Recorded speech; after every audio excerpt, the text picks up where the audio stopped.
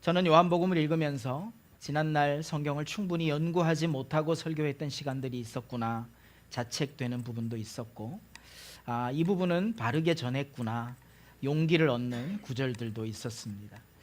대체로 한 구절에서 복을 받아라, 한 구절에서 문제 해결이 주님께 있다, 한 구절에서 우리 그리스도인들은 이렇게 살아야 된다, 이런 굉장히 현실에 기초한, 또 어떤 문제와 상황과 어려운 그런 환경 속에서 그것을 탈피하고 이겨내기 위한 소재로 우리가 말씀을 꺼내 들고 읽고 적용했던 적이 참 많았다는 것을 깨닫게 되었습니다.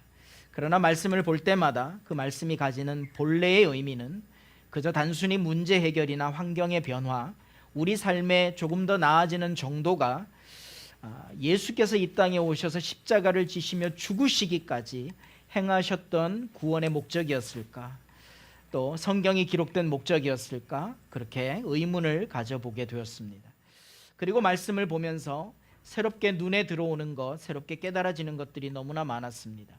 그 중에 하나가 말씀이 기록된 원래의 목적, 원래의 배경, 그것은 하나님께서 왜 우리를 사랑하시고 하나님께서 우리를 구원하시기 위해서 어떤 선택들을 하셨고, 하나님께서 수많은 선지자들과 사도들을 통해서 자기 아들 예수 그리스도가 이 땅에 오시기까지 우리를 구원하시고자 하시는 그 하나님의 놀라운 은혜와 사랑, 그리고 그것을 입고 구원함을 받은 사람들이 도대체 어떤 삶을 살게 하시기를 원하시는지, 거기까지 우리가 말씀 속에 그 의미가 담겨 있는 것을 깨닫게 되는 것입니다.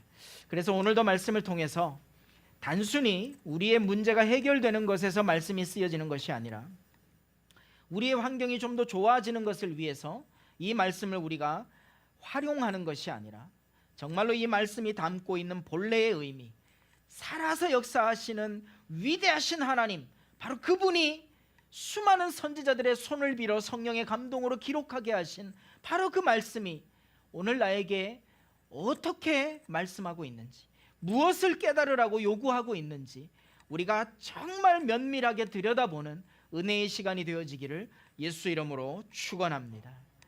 그런 깨달음이 없고 그런 열망이 없다면 우리는 수가성 여인보다도 못한, 그저 그냥 나를 숨기고 나를 가리고 적당히 가면 쓰고 살면 되는 그런 종교인에 지나지 않을 것입니다. 여러분, 그런 수가성 여인이 부끄러움을 무릅쓰고 동네로 돌아가서 내가 메시아를 만났다 선포할 수 있었던 것처럼, 지금까지의 내 신앙이 어떠했던 상관없이 하나님이 나를 위해서 오늘 이 말씀을 주셨구나, 말씀을 해석해 가면서 그 말씀을 내 삶에 적용해 가면서 깨달아지고 깨달아진 대로 내 삶의 변화를 맛보는 주의 백성들이 되시기를 예수 이름으로 축원합니다. 갈망이 없으면 불가능하다는 거죠. 간절함이 없으면 불가능하다는 거죠. 그 간절함의 출발을 저는 이렇게 제안하고 싶습니다. 여러분, 지금까지 십수년 동안 신앙생활 하셨잖아요. 앞으로도 이렇게 할까요? 지금까지 우리가 20년 30년 신앙생활 하면서 너무 잘하신 것도 있지만 많이 목마르지 않으셨습니까? 뭔가 많이 이게 단가 싶은 때가 없으셨습니까? 지금까지 교회를 다니고 신앙생활 하면서 정말 하나님이 기뻐하시는 신앙생활이 이건가?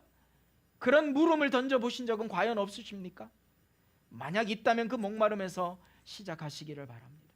그 궁금함에서 시작하시기를 바랍니다. 제가 발견한 하나님의 말씀은 그저 현실의 문제를 해결하고 환경의 변화를 추구하고 조금 더 나은 환경을 구하는 것 정도가 아니라는 것을 깨닫게 되었습니다. 이미 오래전에 깨달은 부분도 있고 말씀을 읽어가며 연구해가며 말씀을 준비하다가 새롭게 깨달아지는 것도 있고, 오늘 요한복음 5장 16절에서 30절 말씀은 새롭게 깨달아지는 부분 가운데 하나였고, 말씀을 준비하는 시간 동안 제게 새로운 도전이 되었던 본문이기도 합니다. 오늘 성경의 배경은 우리가 너무나 잘 아는 것처럼 38년 된 병자를 고치시는 장면입니다. 우리가 영상에서도 잠깐 살펴봤던 것처럼 38년 된 병자를 고치실 때 우리 주님이 당하셨던 오해와 수모가 있었습니다. 그건 뭐였나 하면 38년 된 병자를 고치시면서 유대 지도자들이 안식일에 그런 일을 행하느냐고 문제를 삼는 장면에서부터 시작이 됩니다.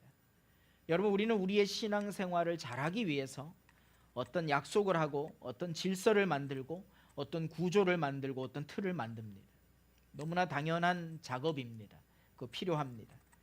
우리가 함께 공동체로 모여서 예배를 드리고 또 함께 교제하고 함께 교회를 이룰 때 이런 약속, 이런 질서, 이런 원칙 세워두게 되어 있습니다. 그런데 시간이 흘러서 우리가 신앙생활을 잘하기 위해서 만들어 두었던 규칙, 신앙생활을 잘하기 위해서 만들어 두었던 구조와 조직이 신앙생활을 잘하려고 하는 의지는 사라져버리고 신앙이라고 하는 본질은 사라져버리고 구조만 남고 조직만 남고 틀만 남을 때가 있습니다. 그래서 신앙생활을 잘하기 위해서 만든 건데 신앙생활을 잘하는 목적이 되고 신앙생활을 잘하게 되는 방식으로 그 구조와 질서가 우리에게 뭔가를 요구할 때가 생기더라는 것입니다. 당연하지요. 사람들이 모여 있으니까 질서가 필요하고 서로 다른 사람들이 함께 모여서 공동체를 이루다 보니까 규칙이 필요한 거지요. 그런데 시간이 흘러서 본질은 사라지고 규칙만 남게 되는 게 문제입니다. 그런데 또 다른 한편에서는 그렇다면 규칙도 원칙도 필요 없느냐? 또 그러면 큰 혼란이 일어납니다. 반드시 규칙이 있어야 하고 반드시 구조가 있어야 하고 반드시 역할이 있고 조직이 있어야 합니다. 그런데 본질을 놓치지 말아야 된다는 전제가 더 중요하다는 겁니다. 근데 우리는 본질을 놓쳤을 뿐만 아니라 신앙생활을 잘하기 위해서 저렇게 해야 돼. 신앙생활을 잘하는 모습이 저런 모습이야. 그렇게 변질되어져 왔다는 것을 부정할 수가 없습니다. 그렇다면 오늘 이 말씀을 통해서 우리 주님이 무슨 일을 하셨는가? 간단합니다. 38년이라는 숫자는 이스라엘이 광야에서 하나님의 말씀 앞에 순종하지 못하고 방황했던 시간과 같습니다. 40여 년 광야길을 헤맸던 시간과 같습니다. 사랑하는 여러분, 오늘 그렇게 40여 년 이스라엘이 하나님을 불순종하고 하나님을 거부하고 하나님의 은혜를 저버리고 그렇게 38년의 시간을 보냈다면 오늘 이 38년 된 환자는 결국 우리의 모습, 구조와 조직과 규칙 속에 갇혀서 본질을 잃어버리고 신앙생활을 하지 못하는 그냥 종교적인 만족감만 누리는 오늘 나 와서 예배 드렸어. 오늘 나 헌금했어. 오늘 나에게 주어진 봉사활동 열심히 잘했어. 그렇게 대리 만족을 추구하는 신앙생활의 모습이 우리 안에 전혀 없지 않다면 여러분 그게 바로 38년 된 환자의 모습이 아니겠는지요. 영상에서 보셨던 것처럼 우리 주님은 38년 된 환자를 눈여겨보셨습니다. 주목하여 보셨습니다. 꿰뚫어 보셨습니다. 그의 필요가 뭔지. 여러분 그 사람에게 낫고자 하는 의지가 보이지 않았어요. 38년 동안 그렇게 반복된 삶을 살았으니까요. 그 구조 속에 있었으니까요. 내가 여기 있어야 돼. 나는 여기서 이러고 살아야 돼. 어쩌다가 보면 나에게 구원이 임할 거야. 내가 먼저 물에 뛰어드는 일이 언젠가는 있겠지. 누군가 와서 나를 도와주는 사람이 있겠지. 38년을 그렇게 보내고 있는 겁니다. 여러분 그 구조와 조직 안에 38년을 그렇게 보내고 있었던 바로 우리의 모습입니다. 주님이 오늘 본문을 통해서 우리에게 말씀하십니다. 진짜 안식하라고. 진정한 안식을 취하라고. 다시 말하면 처음 가졌던 그 본질을 향해 가라고. 처음 가졌던 그 목마름을 가지고 가라고. 처음 내가 예수를 믿었을 때 그 간절함을 가지고 가라고. 여러분 지금은 내가 예수 믿는 그 믿음의 크기보다 세상이 나를 유혹하는 그 손짓의 크기가 더 커요. 내가 이미 맛을 본 어떤 것들은 내가 믿음으로 나를 제어하는 나의 능력보다 더 쾌락이 있고 재미가 있고 만족이 있고 기쁨이 있습니다. 그래서 우리는 이것을 매우 윤리적인 문제로, 권선징악의 문제로 내가 하나님 앞에 나와서 예배 드리는 것이 선이라고 생각하고 내가 나쁜 친구들, 악한 무리들과 어울리지 않는 것, 그것을 선이라고 생각하고 혹시 그곳에 나가서 내가 그 유혹에 빠질 때 나는 악이라고 생각한다면 여러분 그 선악의 문제가 아니라는 것을 오늘 성경이 우리에게 보여주고 있는 거예요.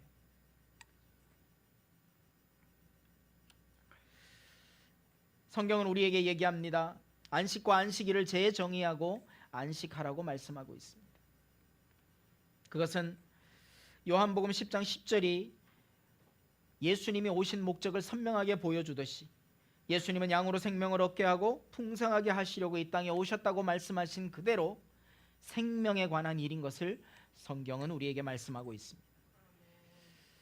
38년 된 환자는 우리와 똑같은 모습일 테지만 주님은 그냥 지나치지 않으셨습니다. 마치 오늘 우리가 처음 예수를 믿고 교회 혹은 믿음의 공동체를 접하고 기쁨으로 또는 감사함으로 때로는 성령 임재를 통해서 은혜를 체험함으로 눈물을 흘림으로 회개함으로 감동 가운데 우리가 처음 신앙생활을 시작했던 어떤 때가 있었을 것입니다. 그 시간대처럼 혹은 그렇게 해서 구조와 조직과 형식과 전통 속에 굳어져서 내가 너무 무의미한 신앙생활을 계속 몇 년 동안 반복해 왔다면 오늘 말씀을 나에게 주시는구나, 그런 도전과 그런 기대를 가지고 오늘 이 말씀을 들을 때 주님이 그 십수년 전에 나를 부르셔서 나를 눈물 나게 하셨던 것처럼 오늘 그렇게 나를 새롭게 변화시키실 줄로 믿습니다. 말씀을 붙잡을 때 그런 역사가 일어나는 줄 믿습니다. 그 말씀이 우리에게 뭘 전하고 있느냐 하면 본질을 회복하라는 겁니다. 안식하라는 겁니다. 안식일이라고 하는 규정, 조직, 질서, 원칙, 전통, 형식 다 깨트려 버리시는 주님의 모습을 오늘 성경이 우리에게 말씀하고 있습니다. 고침을 받은 환자에게 주님이 이렇게 말씀하세요. 너의 매트를 가지고 일어나라. 그러면 그 환자가 영상 속에서 본 것처럼 그렇게 주님이 꿰뚫어 보고 계시다는 것을 알게 되잖아요. 느끼게 되잖아요. 아무런 항변하지 못하고 자기의 몸을 쳐다보고 힘을 주고 일어나는 것을 보게 되잖아요. 여러분, 여기에 어떤 의학적인 작용이 있었습니까? 어떤 외부로부터의 어떤 물리적인 작용이 있었습니까? 어떤 환경의 변화가 있었습니까? 바람이 일어나서 그를 일으켰습니까? 아무것도 없습니다. 자기 속에서 이전에 없던 38년 동안 발견하지 못했던 주님의 말씀을 듣고 회복하게 된 자기의 정체성, 내가 누구지? 내가 지금 여기 왜 있지? 내가 뭘 하려고 하지? 이것을 보는 순간 주님의 말씀에 따라 역사가 일어난 줄 믿습니다. 오늘도 주님은 동일하게 우리에게 말씀하세요. 그리고 주님은 동일하게 우리 가운데 선포하세요. 주님은 동일하게 소원하세요. 그리고 우리 한 사람 한 사람이 각자 다른 관점, 다른 생각을 가지고 이 말씀을 들을 겁니다. 이 말씀이 여러분 각자에게 여러분의 필요에 따라 적용되어져서 오늘 38년 된 환자가 주의 말씀으로 일어나게 된 것 같은 그런 기적이 여러분 개개인에게, 여러분 가정에 일어나게 되기를 예수 이름으로 축원합니다. 생명이 더 중요합니다.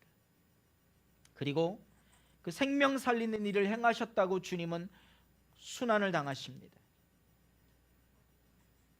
종교 지도자들에게 예수님이 요주의 대상이 되게 된 사건 가운데 하나입니다. 가나의 혼인잔치나 두 번째 표적 그렇게 중요하지 않았죠. 세 번째 표적, 내가 낳고자 하느냐로부터 시작을 해서 이제 종교 지도자들이 주목하기 시작하고 그를 죽이려고 하는 마음을 가지기 시작하는 때를 우리는 요한복음에서 보고 있는 겁니다.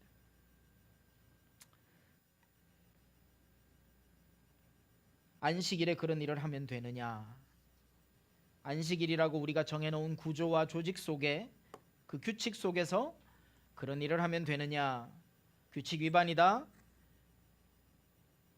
잘못된 전통이다, 전통에 대한 도전이다, 그렇게 하면 안 된다.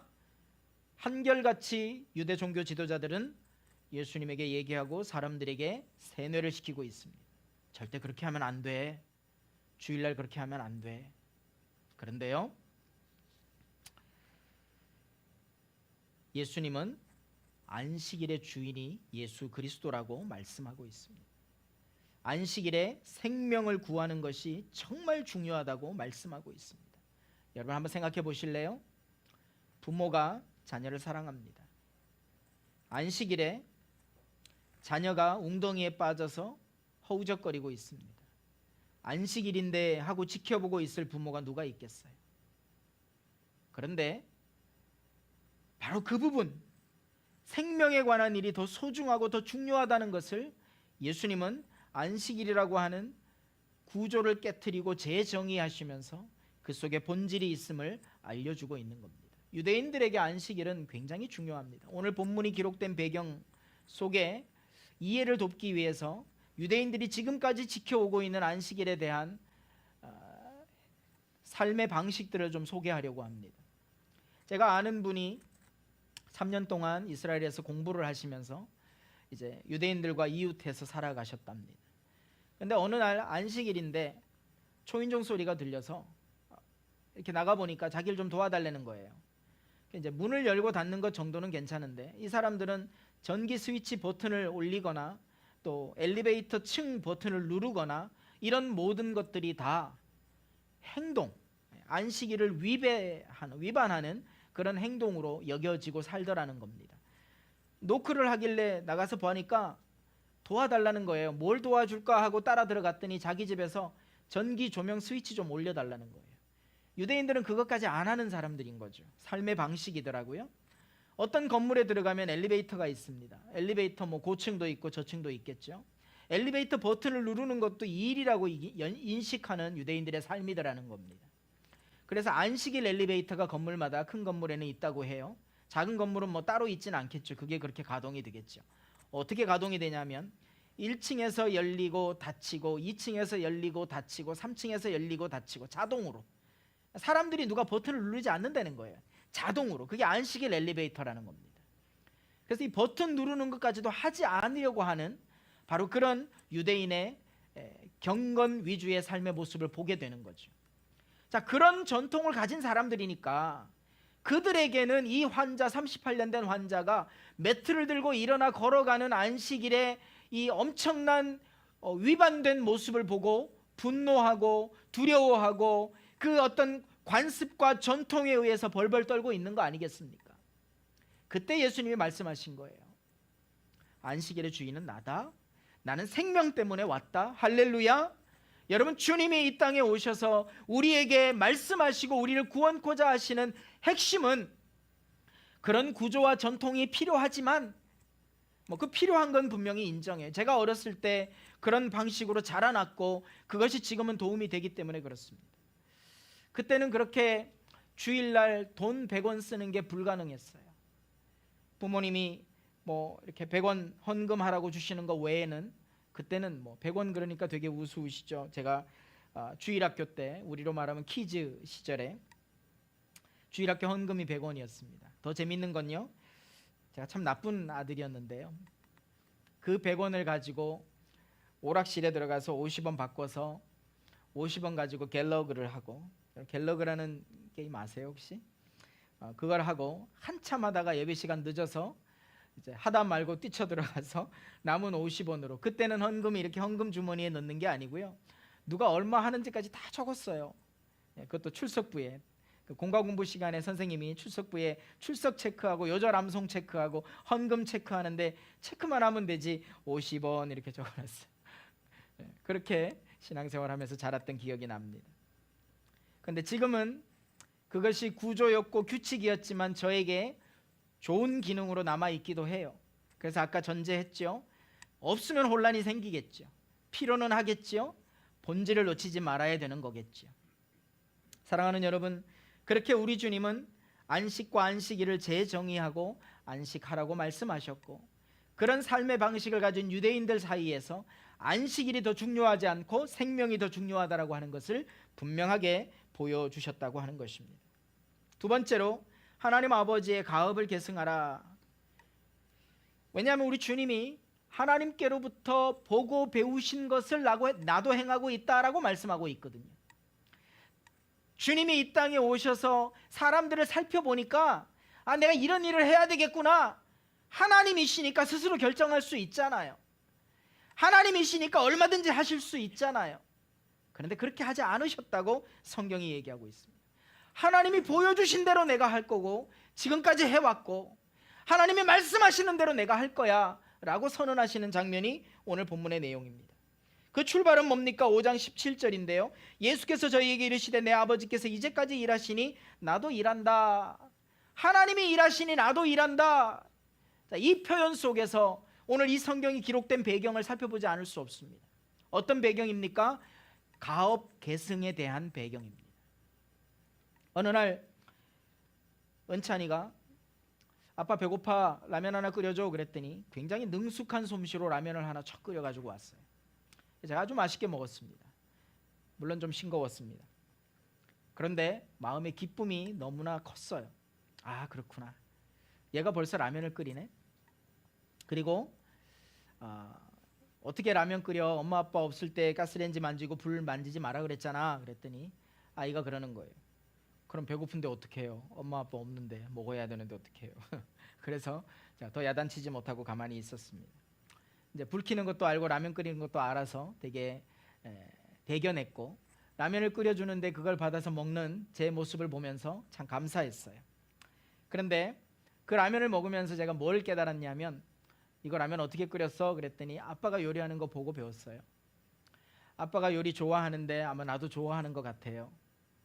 아빠가 요리할 때 마늘을 좋은 마늘을 쓰려고 하는데 라면에 마늘 좀 넣었어요. 그걸 보면서 아, 그렇구나. 금방 보고 배우는구나. 이걸 깨닫게 되었습니다. 여러분, 제가 일본에 갔더니 일본의 한 우동집을 발견했어요. 아주 유명한 전국에서 손님이 오는 그런 우동집이었습니다. 그 우동을 한참 먹고 있는데 가이드가 그러더라고요. 주인장이 늘 아쉬워하고 안타까워하는 게 하나 있다고. 그게 뭐냐 그랬더니 가이드가 통역하면서 물어보더라고요. 사장님, 뭐가 그렇게 안타까우세요? 그랬더니 그 사장님 뭐라 그러냐면, 아들이 이 가업을 계승하지 않는다는 거예요. 전국에서 손님들이 오는 이 우동집인데 얼마나 좋은지 모르는데, 그렇다고 해서 돈을 많이 버는 건 아닌 것 같아 보이지만 조그마한 가게였거든요. 그런데 하여튼 이게 가업을 계승하지 않는다는 거예요. 그래서 아들이 안 온다는 거예요. 아들이 어디 있는데요? 그랬더니 가이드를 통해서 통역된 대답이 저는 기가 막혔습니다. 아들이 도쿄에 있는데 교육부 장관이래요. 아들이 교육부 장관인데 가업 계승 안 한다고 아빠가 화를 내고 있는 거예요. 여러분 같으면 이해가 되세요? 이해가 되시는군요. 마스크를 하고 계셔서 제가 여러분의 반응을 잘 모르겠습니다만 네, 저는 이해가 안 되더라고요. 교육부 장관이 훨씬 좋은 거 아닌가? 어느 아버지가 세상에 교육부 장관 그만두고 와서 우동집 주방장 하려는 아버지가 어딨어? 그런데 제가 하나 발견한 건요, 그게 일본에 흐르는 가업 계승의 문화더라고요. 실제로 그런 일들이 많이 있답니다. 굉장히 큰 기업을 이루거나 그 기업의 아주 중요한 임원으로 일하다가도 아버지가 오라 그러면 나이가 돼서 간대요. 그리고 그 가업을 계승한대요. 그래서 유명한 초밥집이 있고요, 우동집이 있고 라면집이 있고 그러더라고요. 일본 음식은 그렇게 세 가지밖에 생각이 안 나네요. 근데 그와 똑같은 모습이 사실은 유대인들의 모습 가운데 있는 겁니다. 어떤 모습일까요? 아버지가 아들에게만 보여주는 모습, 다른 사람들에게 공개되지 않는 가업 계승의 비밀, 그게 뭐예요? 아버지가 보여주시는 대로 내가 따라가는 거야, 이겁니다. 예를 들면 이거죠. 어떤 요리집입니다. 그런데 그 요리의 비법이 있어요. 육수를 내는 비법이 있어요. 그러면 뭘 얼마나 넣고 얼마나 끓이고 또 어떤 재료를 얼마나 쓰고 이런 것들이 비법이지 않겠습니까? 요즘 텔레비전에 나오는 무슨 맛집 프로그램이라든지 탐방 프로그램이라든지 이런 거 보면요, 어떤 주방에서는 그 비법을 다 공개하는 경우가 있고, 어떤 비법의 프로그램에서는 PD가 주방 안실까지 못 들어오게 하는 그런 프로그램도 제가 몇 번 본 적이 있습니다. 비밀인 거죠. 그 레시피를 알려주면 안 되는 거죠. 그러니까 그 비밀로 해서 가업으로만 계승되는 거죠. 여러분, 고대 사회에서 자녀에게 다른 사람들에게 보여줄 수 없는 그 가업 계승의 아주 비밀스러운 전통, 유대 사회에서 있습니다. 그러니까 우리 주님이 그런 유대 사회의 유대인들을 향해서 오늘 말씀하시기를 아버지와 나의 관계는 그런 관계야 라고 이야기하고 있는 거예요. 그래서 그것을 계승해야 돼 라고 얘기하시면서 우리 주님이 하시는 일이 뭔가 이야기하고 계십니다. 우리 주님 하시는 일이 뭐예요? 죽은 자를 살리시는 것. 이건 뭡니까? 구원입니다. 또 뭘 아들에게 맡기신다고 그러셨어요? 심판. 구원과 심판을 하나님이 아들 주 예수 그리스도께 맡기셨다라고 말씀하고 있는 겁니다. 이건 너무나 선명한 요한복음의 기록이에요. 예수님이 이 땅에 오셔서 하셨던 일은 두 가지입니다. 구원과 심판에 관한 일을 하시겠다는 겁니다. 근데 그 구원과 심판에 관한 일 외에 우리가 예수님을 동경하는 것이 무엇입니까? 구원과 심판에 관한 일 외에 우리가 예수님을 구하는 것이 무엇 때문입니까? 구원과 심판에 관한 일 외에는 중요하지 않다고 말씀하고 계세요. 구원과 심판에 관한 일 외에 예수님이 하셨던 일을 기록하는 장면들을 볼 때마다 우리 주님은 무엇에 관해서 관심을 갖고 무엇에 관해서 일하기 시작하셨느냐 하면 생명에 관한 일들을 하셨어요. 말씀을 가르치셨고요. 왜요? 깨달아야 되니까. 밥만 먹고 사는 인생이 아니라 배우고 생각하고 깨닫고 묵상하고, 그래서 다음 삶을 결정하고, 그래서 내 삶을 어떻게 해야 더 가치 있는 삶으로 이끌어갈 것인가를 결단하는 그런 존재이기 때문에 인간은. 그래서 가르치셨습니다. 그리고 고치셨습니다. 뭘 고치셨습니까? 몸이 아프고 연약한 자들을 고치셨습니다. 병든 자들을 고치셨습니다. 마음의 병든 자들을 고치셨습니다. 할렐루야. 예수님이 이렇게 하셨어요. 생명을 위해서. 예수님이 이렇게 하셨어요. 안식일 구조 가운데도, 조직 가운데도, 규칙 가운데도 예수님 더 중요한 것이 있다고 말씀하셨어요. 그리고 전파하셨습니다. 뭘 전파하셨습니까? 소망을 전파하신 거예요. 하나님 나라 삶이 무엇인지를 전파하신 거예요. 하나님 나라가 이미 왔다 말씀하신 거예요. 두렵고 떨림으로 너희 구원을 이루라 라고 말씀하시는 거예요. 사랑하는 여러분, 오늘 이것이 우리 주님이 아버지의 가업을 계승해서 행하셨던 일들입니다. 구원과 심판 기억하십시오. 우리는 구원받은 백성임을 기억하십시오. 선한 일로 하나님의 심판이 있을 것을 기억하십시오. 그것이 바로 우리 하나님이 우리에게 말씀하시는 은혜인 것입니다. 근데 그 은혜를 거부하고 우리가 살았어요. 눈에 보이는 물질을 가지고 살았어요. 눈에 보이는 환경 안에서 살아내려고 발버둥 쳤어요. 눈에 보이는 물질 세계가 다인 줄 알았어요. 눈에 보이는 유혹 속에서 헤어나오지 못하고 살았어요. 그런데 결국 뚜껑 열어보니까, 시간이 흘러보니까 결국 성경이 하는 이야기는 그거였구나 깨달아지게 되더라는 것입니다. 여러분, 그래서 꾸준히 성경을 읽고 묵상하는 작업들이 우리에게 이루어져야 됩니다. 읽고 묵상할 때마다 우리에게 깨달아지는 것이 무엇인지를 우리로 보게 만들어줍니다. 그것은 성경이 이야기하는 메시지가 내 속에 동화되는 것입니다. 그럼 성경이 뭘 얘기합니까? 죽은 자가 살아나고, 병든 자가 고침을 얻고, 구원에 관한 일들이 성경의 이야기들입니다. 거기에 어떤 환경의 변화나 문제의 해결은 구원을 위한 하나님이 일하시는 방편이지 우리가 생각하는 최종의 목적이 아닌 거예요. 우리가 생각하는 최종의 목적은 그냥 풍요로움, 넉넉함, 안정된 삶에서 끝날 수 있을지 모르지만 성경은 끊임없이 비유로라도 우리에게 말씀하세요. 어리석은 부자 이야기. 그렇게 다 만들어 놓고 이제 평안함을 좀 누려보자 하고 할 때 하나님이 그날 밤에 그 생명을 데려가시면 그게 누구 것이 되겠느냐? 선명하게 말씀하시지 않습니까? 비유를 문자 그대로 해석해서 적용할 수도 있지만 또 비유로 우리 주님이 무엇을 말씀하시는지로 해석해 보아도 물질의 풍요함이나 삶의 풍요로움이 우리의 최종의 목적이 아니라는 건 동일합니다. 그게 결론인 거죠.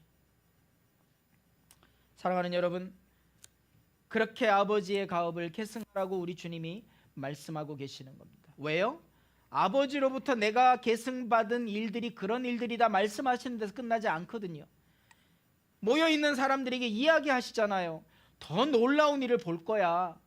아버지가 보여주셔서 내가 그거 보고 배우고 나도 이렇게 행하고 있는 것처럼 내가 행하는 일들을 너도 볼 거야. 보고 배워서 그대로 해. 예수 이름으로 보고 배워서 그대로 해. 이것이 오늘 주님이 우리에게 주시는 말씀인 거예요. 내가 뭐라고 얘기하든 상관없이 넌 네 기도 제목 갖고 그렇게 기도하다가 가. 성경 그렇게 얘기하고 있지 않아요. 얼마든지 기도해. 내가 그거 이루어 줄 수 있어. 그런데 본질이 뭔지 봐. 궁극적으로 추구해야 되는 방향이 뭔지 봐. 무엇이 교회여야 되는지, 무엇이 믿음의 공동체여야 되는지 성경을 통해서 들여다봐. 끊임없이 우리에게 얘기하고 있습니다. 그것을 거부할 수 있는 능력이 없어요. 성경을 읽을 때마다, 깨달아질 때마다. 어떤 분들은 제게 이렇게 이야기하시는 분도 계세요. 그런 관점에서 성경을 보니까 그렇게 보이지. 다른 관점은 뭐가 있을까요? 성경을 들여다보면서 다른 관점은 뭐가 있을까요? 성경에 나타나는 기적, 놀라운 역사, 그 하나님의 역사가 내 것이 되면 좋겠어.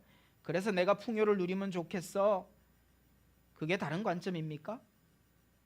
성경을 읽다가 다른 관점에서 이렇게 볼 수 있는 거 아닌가?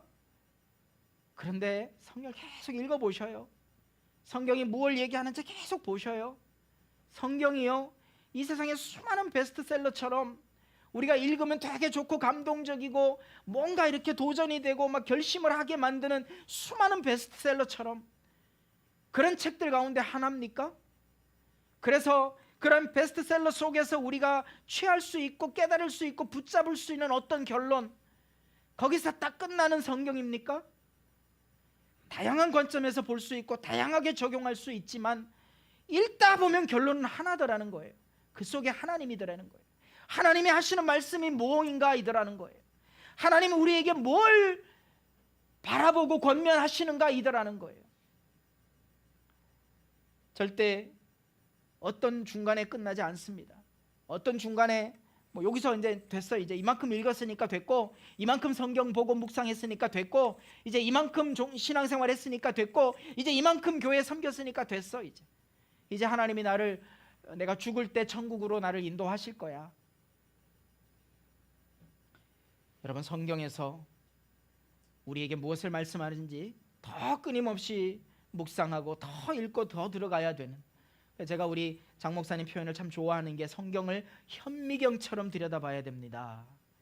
참 그 표현을 제가 참 이렇게 깊게 제가 받아들였어요. 현미경처럼 들여다봐야 돼요. 또 한꺼풀을 벗겨내고 또 한꺼풀을 벗겨내고, 이 비유는 무엇을 말씀하시고, 오늘 본문은 무엇을 이야기하고 싶으신 건가? 오늘 이 이야기를 통해서 우리에게 뭘 깨달으라고 하시는 건가? 단순히 38년 된 환자 고친다? 단순히 안식일에 대한 오해를 받으셨다? 그래서 십자가에 죽으시나 보다? 십자가에 죽으시기까지 이분이 하시려고 하는 게 뭐지?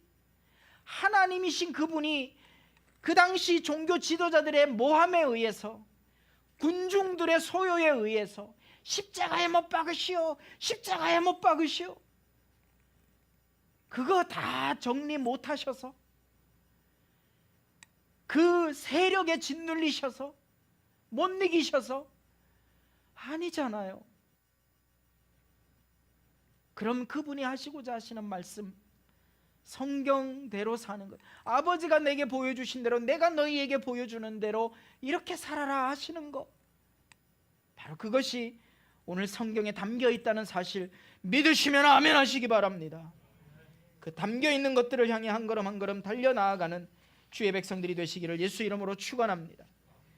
그것 때문에 유대 지도자들은 예수님을 올무에 걸어넣기 위한 또 하나의 오해를 하고 있어요. 본문 가운데 보니까 그게 뭐냐면 하나님 아버지와 자신을 동일시하는, 세상의 그 위대하신 하나님, 저 높은 곳에서 우주 만물을 통치하고 주관하시는 그 하나님이 자기 아빠래.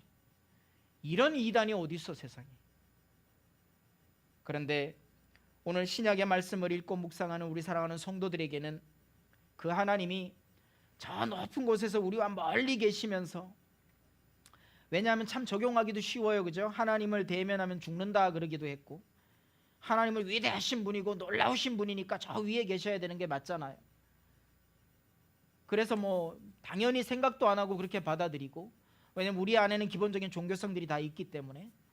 그런데 성경은요, 거기 계셔서 우리를 지켜만 보고 계시는 분이 아니세요.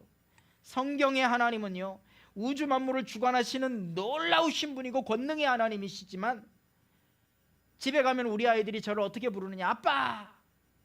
일 마치고 들어가면 애들이 좋아갖고 달라붙어요. 특히 은지는 그냥 앞에서 안 떨어져요. 행복해요. 아주 좋아요. 그런데요, 그 아이들에게 제 존재가 아빠이듯이 사랑하는 하나님께서 우리에게 그런 아빠이신 거예요. 아멘이십니까? 그렇게 부르셔요. 아빠. 불러볼까요? 아빠. 부르세요. 언제든지 부르세요. 이 부름, 이렇게 호칭하고 이렇게 대화하고 아빠. 우리가 사는 삶의 현실에서 결핍도 있고 문제도 있잖아요. 그거 제가 기도하지 말라고 하지 않잖아요. 그보다 더 중요한 게 관계 설정이라고 이야기할 뿐이지, 하나님이 이런 문제, 이런 기도 제목 응답하지 않으시는 분이라고 말한 적은 없어요. 아빠 도와주세요. 아빠 힘나게 해주세요. 아빠 소망을 품게 해주세요. 그렇게 기도했더니 주님이 말씀으로 응답하실 때가 있잖아요. 이건 개인마다 다르겠죠. 지난 연말부터 연초를 지나면서 제게 주님이 주시는 강력한 말씀이 있었어요. 내 입을 크게 열라 내가 채우리라. 그래서 1월 3일 첫 번째 월요일에 제가 그 말씀으로 특별 새벽 기도에 인도를 했습니다. 내 입을 크게 열라 내가 채우리라. 아멘. 저에게 주신 감동이었습니다. 그러면서 함께 주시는 말씀 가운데 하나가 뭐였냐면, 지난 연말부터 내 귀에 들린 대로 내가 행하리라. 우리가 꿍시렁거리고 불평하고 원망하고 하나님 그거 다 듣고 계시다고 말씀하세요. 왜? 내 가까이에 있는 내 아빠니까. 우리 아이들이 뭔가 지네들끼리 싸우고 그러면 제가 막 불같이 화를 냅니다. 내 이놈! 그러면 애들이 조용해집니다. 왜 싸워? 우리가 싸우는 식구야? 가족이야? 왜 싸워? 그럼 조용해집니다. 내 귀에 들린 대로 행하리라. 소망의 말을 하시기 바랍니다. 사랑의 언어를 가지시기 바랍니다. 그렇게 하다 보면 그 언어대로 하나님이 일하실 줄로 믿습니다. 그것이 내 귀에 들린 대로 행하리라. 세 번째, 마지막으로 선과 악을 재정의하고 선으로 부활하라. 어쩌면 오늘 본문은 부활주일에 전해야 될 설교의 본문이지 않을까 싶을 정도로 부활에 대한 강조점이 있기는 합니다. 근데 그 부활에 대한 강조점을 오늘 본문이 뭐라고 표현하고 있느냐 하면 선과 악의 대조를 가지고 표현하고 있다는 것을 우리는 보게 됩니다. 그 선과 악의 대조점이라고 하는 것은요, 선한 일을 한 사람도 부활하여 생명을 얻고 악한 일을 한 사람도 부활하여 심판을 받습니다. 부활은 다 모든 사람에게 일어난다는 개념입니다. 그냥 악하게 살다 죽으면 지옥 가고 끝나는 것이 아니라 부활해서 하나님의 심판을 통해 사망으로 간다, 심판을 받게 된다라는 거죠. 그리고 선한 일을 한 사람도 부활해서 생명을 얻게 된다는 겁니다. 그럼 여기서 선과 악이 뭡니까? 성경이 권선징악을 이야기할까요? 성경이 윤리적인 문제를 제시할까요? 그렇지 않습니다. 우리는 선과 악에 대한 문제를 윤리적으로 해석할 때가 많습니다. 그래서 교회를 향해 윤리적인 기준을 가지고 교회를 평가하고 비판할 때도 있습니다. 목사를 바라볼 때도 윤리적인 오류, 잘못, 실수, 또 죄악을 가지고 문제를 삼을 때도 있습니다. 그러나 성경은 윤리적인 문제를 얘기하는 것이 아니라 선과 악의 정의를 다르게 하고 있다는 것을 보여줍니다. 성경 곳곳에서 선한 일을 이야기하고 있습니다. 여호수아가 마지막 죽을 때 이스라엘 백성들에게 마지막 유언을 하는데 하나님이 선한 일을 행하셨다라고 이야기합니다. 여기서 선한 일이 뭡니까? 윤리적인 문제가 아니라 하나님이 동행하셔서 역사 가운데 일어나게 하셨던 실제적인 일들입니다. 이스라엘 백성들을 애굽 땅에서 인도하여 내셔서 홍해 바다를 가르고 가나안 땅을 향해 나아갈 때까지 40여 년 돌아가며 광야길을 갈 때까지 그 여정 속에 한 세대가 가고 완전히 새로운 세대로 가나안에 입성하기까지 하나님이 말씀을 지켜가며 행하셨던 일들, 하나님이 예언을 성실하게 성취하시면서 행하셨던 일들, 그런 일들을 여호수아는 마지막에 선한 일이라고 표현하고 있는 것입니다. 사랑하는 여러분, 이 선한 일은 어떤 일입니까? 윤리적인 관점에서 볼 때 악한 일이 몇 가지가 있죠. 거짓말한다든지 음란하다든지 불평한다든지 법을 지키지 않는 모든 것들이 윤리적인 관점에서 악이겠죠. 거짓말 참 많이 하는 경우들이 있습니다. 습관적인 거짓말, 나도 모르게 하는 거짓말, 잠깐 한마디 하고 모면하려고 하는 거짓말 얼마나 많은지 모르겠습니다. 그냥 그렇게 모면해도 누가 우리에게 뭐라 하지 않고요. 그렇게 모면하지 않고 나 잘못됐네요. 내가 늦었네요. 내가 뭐 이렇게 실수했네요. 내가 이 행동을 이렇게 했네요. 내가 이렇게 잘못했네요. 이런 거 얘기해도 누가 여러분에게 그렇게 여러분을 우습게 보고 문제를 삼고 그러지 않아요. 근데 참 미안하게 그 순간을 모면하기 위해서 나도 모르는 거짓말들이 습관처럼 튀어나올 때가 얼마나 많은지 모르겠습니다.